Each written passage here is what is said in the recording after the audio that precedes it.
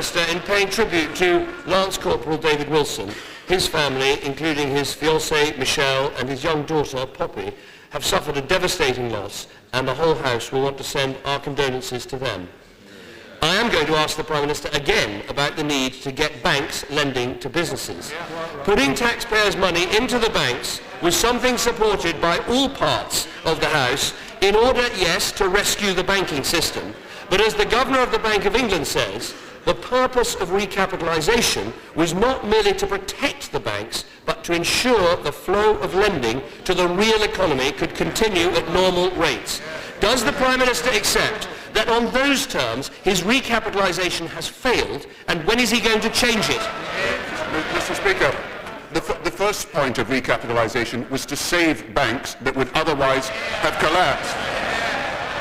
And we not only saved the world, saved the banks, saved the banks and led the way.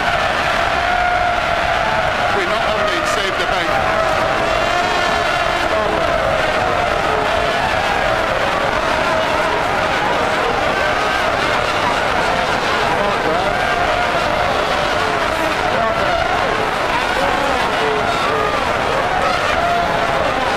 Conservative MPs are still laughing. To save the world's bank. We not only work with other countries to save the world's banking system, but not one depositor actually lost any money in Britain. And that is the first thing. The second thing is to get the banks into a position where they can resume lending. And that is why interest rates have come down by 3.5%, something the opposition said was not possible, but actually happened. And the third thing to do is to work to remove all the barriers to interest rates and to the lending of money by the banks, and that is what we are doing in discussion with the banks now. Now, the opposition may not like the fact that we led the world in saving the banking system, but we did. Well, it's now on the record. He's so busy talking about saving the world, he's forgotten about the businesses in the country. All over the country, there are businesses who've had interest rates increased and overdrafts restricted. I've got one here, a business in Derbyshire whose overdraft facility was restricted even though their order book was full, and they've had to lay off 11 people as a result. This recapitalisation scheme isn't working. It needs to change if the banks are going to start lending again. Now, the Prime Minister keeps saying that everyone in the world has copied it, but no one has copied the details. He is lending to the banks at 12% and expecting them to lend out at 6%. Other countries aren't copying that, even though he thinks he's saving the world. Isn't that one of the things that needs to change, and change now? Mr. Speaker, he forgets that in addition to recapitalising the bank, we've set up the Small Business Loan Guarantee Scheme with an extra £1 billion, which would not be possible if we took the advice from the Conservative Party. We put an extra £1 billion into export credits for small businesses, which would not be possible if we took the advice of the Conservative Party. We are getting £4 billion from the European Investment Bank. 4 banks in Britain are already using that scheme that will enable money to flow to small businesses. And at the same time, the Inland Revenue, HMRC, is saying to people that we will defer payments of VAT, national insurance and income tax and corporation tax to enable them to have the cash flow that is necessary. So we are taking the measures that are necessary. Unfortunately, to do that, you have to be able to put a fiscal injection into the economy.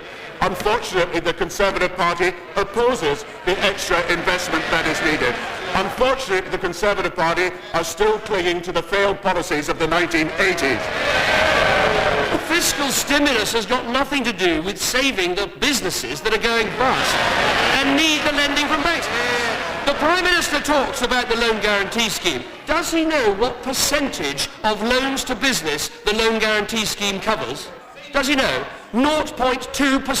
That is how big it is. I know he's been around the world boasting about his recapitalisation scheme, so he's reluctant to change it, but for the good of the economy and our businesses, it has got to change. Now, if it's all going so well, if it's all going so swimmingly, why is it that the Council of Mortgage Lenders said yesterday the government needs to decide on its key priority? The tug of war with lenders being pulled in every direction at once needs to end. The government policy, they say, is conflicting and incoherent. Why do they think government policy is conflicting and incoherent? Speaker, the Council of Mortgage Lenders has just supported our proposal to deal with repossessions in the mortgage market, something that not even the Conservative Party was able to support. And we are taking the action necessary. I'm sorry to have to teach him about what an economy is about. But if we are putting money into the small business loan guarantee system, if we are putting money into export credits, if we are putting public money into supporting businesses through a difficult period by deferring income tax and corporation tax and national insurance and VAT, then we are using taxpayers' money rightly to help small businesses. Unfortunately, the difference between our two parties is he would do absolutely nothing and let the recession run its course.